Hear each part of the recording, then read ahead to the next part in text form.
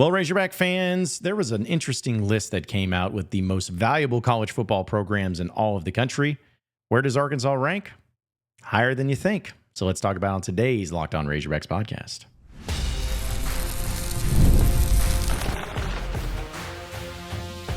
You are Locked On Razorbacks, your daily podcast on the Arkansas Razorbacks. Part of the Locked On Podcast Network, your team every day. Welcome into Locked On Razorbacks podcast. I am your host, John Nabors. I am also the host of Inside Arkansas Live, which you can catch every weekday starting at noon on Inside Arkansas and InsideArkansas.com. Hope everybody's having a wonderful Tuesday, as we'll have some things to discuss here today. Going to talk about the excitement level for Razorback fans, and something new. I guess you want to call it new, but something that I kind of discovered of reasons to be excited, and something I am excited to see this upcoming football season. But we'll get into that, as well as some revenue sharing, because that's been a big topic over the past 24 hours with some numbers coming out from other SEC schools and where Arkansas ranks in it. But I wanted to begin today and talking about something that The Athletic wrote dealing with the value of college football and college football programs. Now, we see lists like this come out a lot. I know Forbes came out with lists similar to this. People have their own formula in the way that they want to handle it. But with the ever-changing craziness of college athletics, but specifically college football, sometimes it's pretty tough to figure out, all right, well, who's actually as valuable as what they say, and are they ever changing and everything? Well, The Athletic ranked the top 25 most valuable college football programs heading into this season. This is not just something that's over time. It's heading into this season where it stands right now. And the methodology that they contained real-life pro transactions over the last 3 years, leading to NFL and NBA sales to ratios for SEC and Big Ten schools. MLB and NHL values were rough benchmarks for the ACC and the Big 12. All Power 5 schools, Notre Dame and The Athletic, favored in prestige, championships, facilities, population realignment scenarios, as well as the values. Not to mention, the values are what each individual team would sell for, not necessarily their exact value. So keep that in mind. But either way, Arkansas and a lot of the teams listed were in the top 25. Now, Texas is number one at $2.38 billion. I mean, it's not surprising. And I don't know what the exact number value that they would show or that it would be. But seeing that number certainly isn't outrageous. It's not that crazy. But Arkansas ranks 23rd. 23rd on this list at $646 million. Now, if you're wondering where that ranks in the SEC, 10th. It ranks 10th in the SEC. So you surprised? It kind of feels like recruiting rankings almost. Not much of a difference between the two. But either way, this is a pretty formative list and one that feels like it's pretty accurate. Now, the teams that are ahead of Arkansas in the SEC, because I think that's specific and I think that's important to discuss. You have Texas A&M at 15, so almost 10 spots ahead. Texas A&M at 15, Auburn 13, Florida 12. Then you have LSU at 10, Tennessee at 9, Oklahoma at 1.49, Alabama at 1.74. Then you have Georgia at 1.92, and then Texas, of course, being number one. You are ahead of Ole Miss, South Carolina, Missouri, Kentucky, teams like that. Vanderbilt, of course, they're in the mix. Can't remember if I mentioned Mississippi State, but they're in the mix. Those are the teams you're ahead of. Now, you probably are asking, okay, so what's the point of this? Why are you bringing all this up? What's the meaning of this? Does it mean anything at all? Like, what's the situation? Well, to me, folks, this is just another flat-out reason that I and many of you continue to believe that Razorback football is capable of being great. Now, is 23rd in the country, and this format and formula that they've used, the know it all, be it all, that's how it is. Like, there, you don't have to worry, do any other references or research or anything like that. No, I mean, this is just an article written by The Athletic. But I can point to other ones, other articles, other means of information that go in depth in discussing how different programs are when it comes to their value. And in each one of those, you will always find Arkansas being one of those programs in the conversation as far as top value. So I don't care about your money issues right now because I don't believe it. If you are having money issues, it's not an Arkansas problem. It's an admin problem. It's a fundraising problem. It's the entire organization's problem. It's not even as simple as just a Sam Pittman thing, too. People try to just make it so simple with one thing and that's it, that everything changes that. But folks, I just continue to have a hard time believing that Arkansas, being as broke as they are or having to save money right and left as much as they are, is simply just because of that's the way it is and there's no changing it. Something has happened, as I've mentioned, to put us down this hole. I don't know if it's a simple dollars and cents. I don't know if it's simply overpaying for administration. I don't know if it's not fundraising. I mean, there's just so many specifics that could go into the reasoning behind it. But the point I'm trying to make is that you can't let anyone say that your football program can't be good, can't be competitive. 6-6, 7-5, it's all you're going to be.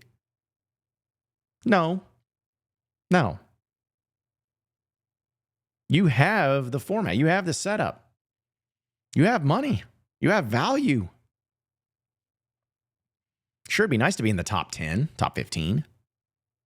And I understand that it's 10th in the SEC.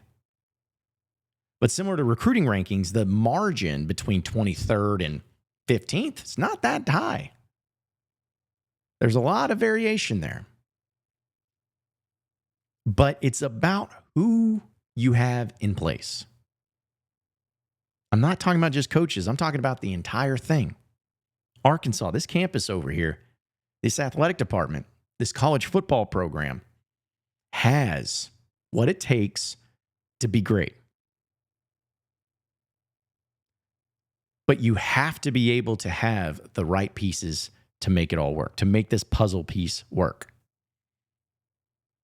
There are different ways to skin a cat. There are different ways to win. There are different ways to run a program. There's not just one right way to do it. But when you continue to see lists like this and you continue to see the issues that we know about with lack of funding, cuts being made right and left, you can't help but wonder, where is the money going? Where is it going? If it's not there, why isn't it there? I know that it's crazy in college athletics right now. But Arkansas has a college football program that can be valuable, that can be set up for success, that can hire and then be capable of hiring great coaches, that can be capable of bringing in great players, that can be capable of competing at a high level. Maybe not to the extent of the Georgias and LSUs and Texases, but certainly in the mix for something. So if you ever have anybody, I feel like I'm going back to this, but if you ever have anybody that tells you just be fine with mediocrity, settle for mediocrity, you should be okay being average, you're a little old Arkansas. Don't. Because the people that normally tell you those things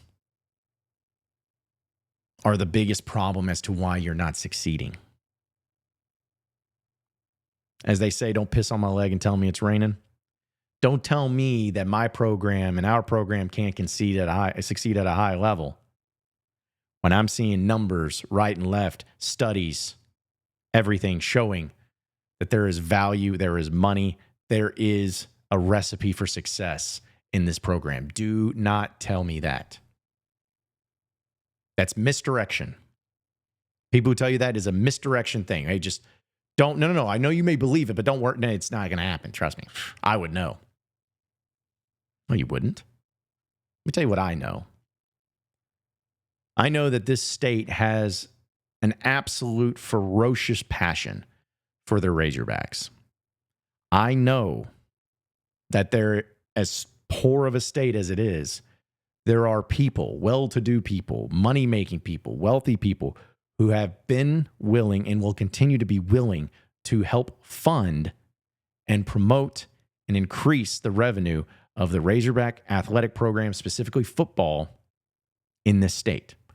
I know that there are common Jimmies and Joes and average Joes of fans that can't afford all this money, but if there's some way, somehow, that they can help, legitimately help their Razorbacks and their football program be great, they're going to find a way. I know that there is a campus, a university over here that has facilities, that has an enrollment, that has everything you need to make your football program great. It's there. It's physical. You can touch it. You can see it. It's not a myth. And most importantly, what I know is that this is a program that has succeeded. And it succeeded before. Not 50 years ago, but within the last 15 years. We've seen it. It's been a while, but we've seen it. Things have changed a lot in 15 years. But I promise you what hasn't is Arkansas and Arkansas fans and donors and boosters willing to put up major funding to win at a high level in college football. That hasn't changed. So if the value is as high as what this article states, which I believe there's some truth to it, what's the problem? Because according to this and others, it ain't the money. Might be something else. But I'll tell you what, I'm going to tell you about something you need to be excited about. Something that I recently discovered, something that I can be excited about when it comes to this upcoming Razorback football season. We'll do that in a second, so stay with us here on the Locked On Razorbacks podcast. All right, Razorback fans, have you ever decided to go to a ball game at the very last minute with friends or family? Maybe it's game day. You suddenly realize you want to be in the stands. Well, that's where Game Time comes in. It's the easiest way to grab last-minute tickets without any of the stress. With the big money that you save on tickets, you can splurge on food, drinks, merch, or even invite a bigger group to come with you. Game Time makes it possible. Game Time makes buying tickets fast and simple. Prices on the app actually drop closer to when you get to first pitch. And they've got incredible last-minute deals, clear seat views, and a lowest price guarantee that takes the worrying out of buying for you. Game Time is the official ticketing partner of Locked On Major League Baseball, as well as Major League Baseball in general, and it makes it easy to browse the app for the upcoming MLB games. You can also have big zone deal savings, 10% off, exclusive zone deals for random occasions, and even this upcoming Razorback football season. If you're someone that doesn't have season tickets, but you're looking to go to a game, you get the best deal with Game Time. So take the guesswork out of buying tickets with Game Time. Download the Game Time app, create an account, and use code LOCKEDONCollege for $20 off your first purchase. Terms apply. Again, create an account and redeem code LOCKEDONCOLLEGE for $20 off. Download Game Time app today. Last minute tickets, lowest price, guaranteed. All right, so moving on into the next segment of the Locked On Razorbacks podcast. I'm doing this maybe more often, or at least I try to do it pretty often, and what you can all be excited about for football. Some of you will be excited about it no matter what. Some of you, as time goes on and you get closer to the season, you're going to get excited about it. Some of you are going to discover something that you can be excited about. And then there's some of you that aren't never going to be excited no matter what happens. So for those of you who are that way, this segment may not be for you. However, I went to media days last week, as you all know, and I talked to people. And I talked to a lot of different media members from across the SEC and ones that cover teams, want to do national perspectives, all of that. And one of the cool things that I discovered was other teams and other programs with those media members, when they talked about the issues that they had or that they saw or the problems that have been arising for their programs that they cover. And some of them, I know it's crazy to think about, but some of them are either relatable to Arkansas or even worse than Arkansas. Now, stay with me. Very few programs are in a worse position going into a season on paper than Arkansas. But, Mississippi State, they don't really feel that great. I mean, Kentucky, they don't feel great at all. Auburn, my goodness. They got problems in golf games that they got to talk about all the time. There's a few programs that even have good programs themselves and have been, but that are feeling like they're going to take steps back this year. Ole Miss is one of those programs that take step back. Some say Missouri could even be that team. But the point is that when you get to go to media days like that, you get to discover what people think about the program you cover, but also what they think about their own programs and gather together. And the one thing that I continue to try to hang my hat on, if you're looking for something to be intrigued or interested or, optimistic about, has been offense, Taylon Green, Bobby Petrino, that element, of course. But I'm telling you right now, I had a chance to sit down with an interview with Xavian Sorry, the linebacker for Arkansas. And if you haven't had a chance to check it out, go to Inside Arkansas on the YouTube page and you'll find it. I'm going to admit, I haven't had much time to talk with Xavian Sorry. I have not heard much from him. I'm sure we had some press conferences here and there as the season and off-season went on. But as far as one-on-one time, I didn't really get a chance to talk with him about it and about this year. But after sitting down with him,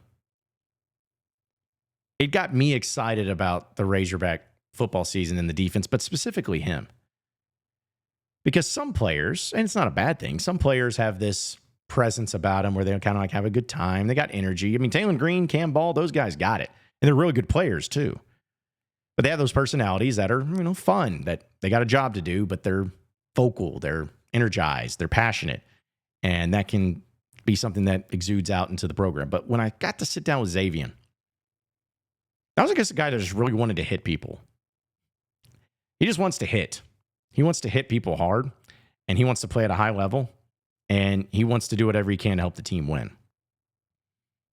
Now, that may sound cliche, and it probably is. I mean, a lot of people want to do that.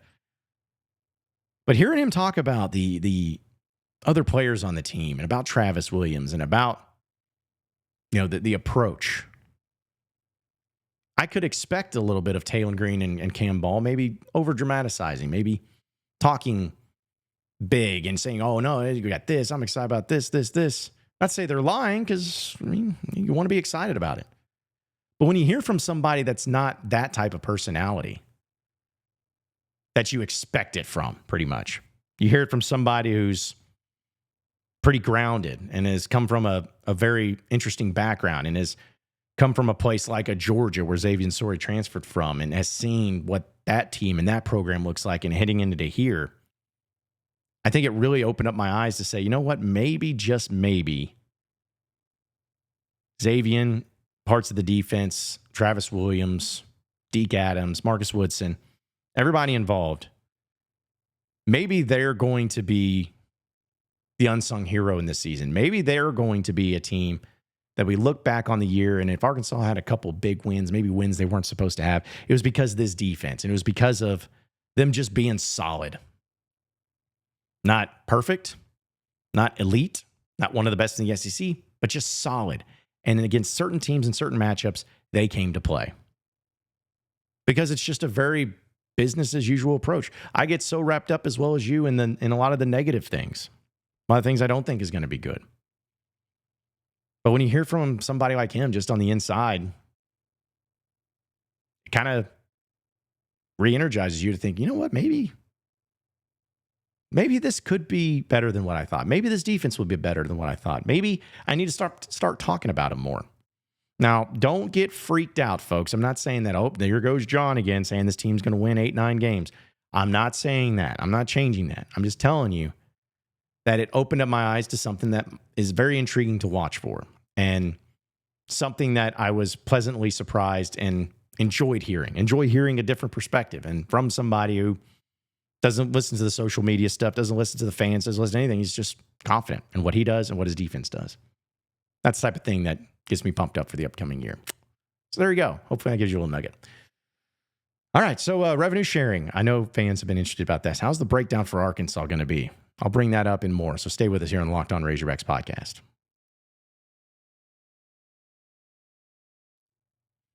All right, Razorback fans, you ever wish like managing your money was so much easier than what it is now? Well, with Monarch Money, it can be. Whether you're growing your savings or planning on a big purchase, Monarch Money puts you in the driver's seat. It's like having your own personal CFO, giving you full visibility and control over all your finances. Monarch Money is more than just a budgeting app. It's a complete financial command center. You can track all of your accounts, investments, and spending all in one place. So in addition to managing your money, you're also building wealth. The thing is that with our money, we want to be able to do cool things. We want to be able to go to Razorback games. We want to be able to tailgate. We want to be able to travel for those games. We want to be able to go to the Sweet 16s and the Final Fours and Omaha for the College World Series. Like, we want to do all these things. But it's expensive, right? Well, get the most out of your money so where you can enjoy those and make those trips happen in a much easier way. Take control of your finances with Monarch Money. Use code LOCKEDONCollege at monarchmoney.com for 50% off your first year. That's monarchmoney.com, code LOCKEDONCollege for half off your first year. All right, so final segment here on the Locked On Razorbacks podcast. So there were some reports coming out from other SEC schools and other schools in general in college athletics about their revenue sharing. Like, for instance, Kentucky. It was reported from KSR that they were going to be using around 45% of their revenue share for basketball. Least surprising thing ever. I mean, I know I like to have some fun with all you Kentucky fans and like to troll you a little bit, but there's no doubt you are a basketball school and you take your basketball seriously and you have a strong fan base that very much supports it. So, I'm never going to hate on that. But there are some other programs, too, that have come out and kind of talked about their revenue sharing. I've heard from people even at media days. They said their programs, it's like 90% football, which revenue generation comes to that, makes sense. But some of you have asked me about Arkansas and what they're going to be doing as far as their revenue sharing goes. Well, as it's been put to me by my sources, it's a pretty basic thing. You're going to have 70% of it go to football, 20% of it go to basketball, and 10% go to baseball. Now, is that going to upset you? You're going to freak out. You're like, hey, wait a minute. There should be more to this and less to this or whatever. I mean, you're going to have your own opinion on the matter. But I think it's a very clear-cut, nice, dry, and balanced. But here's my hope. And I have no knowledge of this. I'm just hopeful that any additional things, any NIL deals, any things that are done to help the student athletes that can really help them feel at home in Arkansas and be able to get the highest quality of athletes and opponents, or highest quality of athletes and talents that you could possibly get. I think you're going to have plenty of things done for basketball and for baseball, especially. So that number may seem low, but you're like, hey, so there's going to be some other opportunities, NIL and the clearinghouses and everything. I mean, there's going to be things that are going on that are really going to help that. But football is a much bigger sport, a lot more athletes, and a lot more going on. So you're going to need a bigger percentage of that revenue sharing in order to make that work, which is why Arkansas is doing what they're doing. And that's why you're going to see it split to football and more so football, as the way it should be. Football needs all the help they can get.